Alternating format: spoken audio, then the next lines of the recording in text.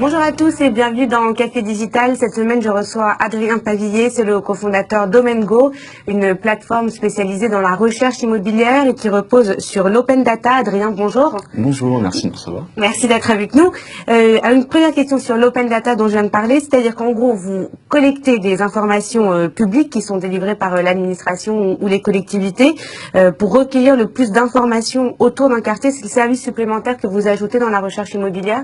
Oui, alors l'open data, c'est une démarche qui a été lancée en 2011 par le gouvernement et qui est effectivement la libération des données publiques et privées aussi, mais dans une moindre mesure, et qui permet effectivement d'accéder à un panel de données. Ça peut être la météo, ça peut être la typologie de population, de l'INSEE par exemple, ça peut être des données cartographiques, ce genre de données qui sont libérées pour créer des programmes, des applications, des emplois, des sociétés.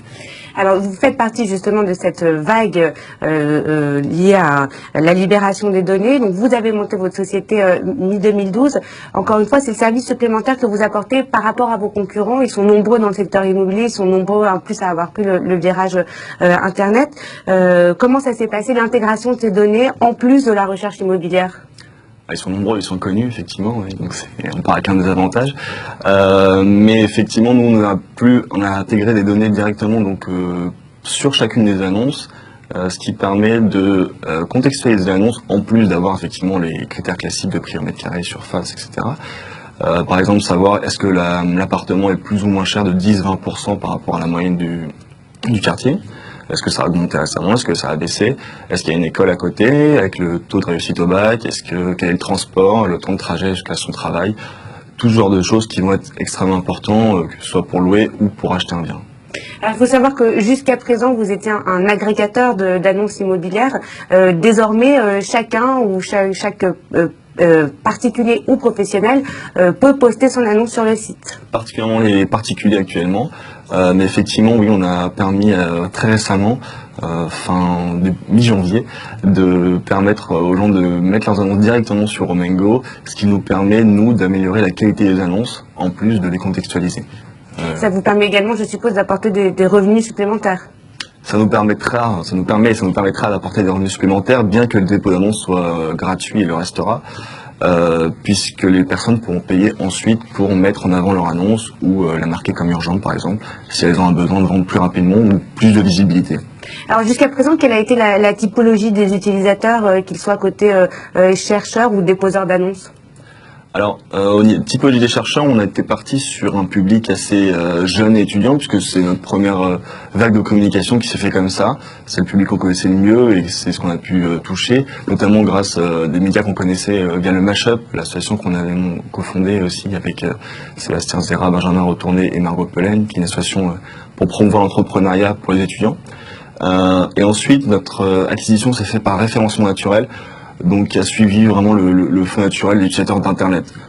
Forcément moins les personnes âgées, mais en revanche une typologie assez variée et très diverse. C'est-à-dire des Parisiens et des provinciaux. Voilà, on a vraiment une répartition des visiteurs qui colle à la typologie et au nombre de la population française.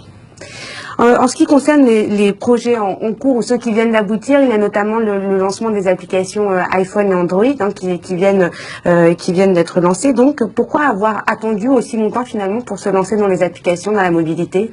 C'était un gros problème pour nous, mais malheureusement, c'était une question de temps de développement et de priorisation. Donc, nous nous sommes d'abord concentrés sur faire évoluer la plateforme et le service, puis justement agréger, mettre en place toutes ces données. Plus récemment, mettre en place la possibilité de créer et de poster une annonce directement sur Omengo, puis les applications mobiles qui devenaient vraiment une nécessité, plus qu'une nécessité vitale, pour permettre aux gens de pouvoir chercher non plus devant un ordinateur, mais dans leur canapé, dans les transports, qui sont les endroits où ils cherchent le plus, au bureau. Est-ce qu'aujourd'hui les applications, ou est-ce qu'elles sont censées être le reflet exact du site ? Elles sont censées être le reflet exact du site, mais elles sont même souvent meilleures, puisqu'en se retrouvant sur un écran plus petit, on est forcé, nous, d'adapter notre ergonomie à un écran plus petit, à des fonctionnalités qui doivent tenir sur un écran, et au final, le fonctionnement est meilleur, je trouve. Quels sont les autres projets sur lesquels vous travaillez ? Justement, sur l'Open Data, nous allons sortir très prochainement un rapport sur les 10 dernières années de taxes foncières et de taxes d'habitation, donc tous les impôts locaux qui touchent les particuliers, et qui va retranscrire les 10 dernières années. C'est la première fois que quelqu'un peut faire ça, puisque c'est la première fois qu'on a 10 années de chiffres là-dessus, donc sur l'ensemble de la France, sur les départements, mais aussi sur les villes. Et au niveau de la recherche, est-ce qu'il y a encore des paramètres à améliorer? Est-ce qu'il y a une façon de mettre en relation finalement les chercheurs et les vendeurs de façon plus exacte, plus fine? Oui, on veut aussi, c'est parmi les prochains chantiers aussi, de pouvoir créer des paramètres beaucoup plus proches de la réalité.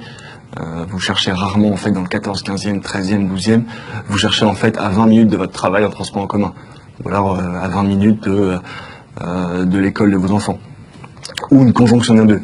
Nous allons pouvoir permettre de créer des zones de recherche très personnalisées, notamment sur les temps de transport grâce à ça, avec aussi la possibilité de trouver un lycée à proximité et un taux de réussite au bac. Très important quand vous achetez par exemple un logement, parce que vous venez d'avoir un enfant, il y a de fortes chances qu'il aille au lycée à l'endroit où vous allez acheter ce logement. On parle aussi de la recherche inversée. Vous pouvez nous expliquer ce que ça veut dire? La recherche inversée sera la possibilité de déposer son dossier directement sur Onengo, que ce soit un dossier de location ou de vente. Vous pouvez être un acheteur passif, c'est-à-dire que vous êtes attentif mais vous n'avez pas envie de chercher, ou vous pouvez multiplier vos chances en mettant votre dossier de colocation ou de demande de location directement sur Onengo. Et les propriétaires pourront accéder à vos dossiers, qui sont bien sûr plus proches de la réalité, avec des informations telles que le CV, l'âge, ce que vous faites, pour que vous évitiez de faire des visites inutiles, que ce soit vous ou le propriétaire en fait. Merci beaucoup Adrien Tavizier. Merci beaucoup. À bientôt. Café Digital, c'est tout pour aujourd'hui. On se retrouve la semaine prochaine avec un nouvel invité.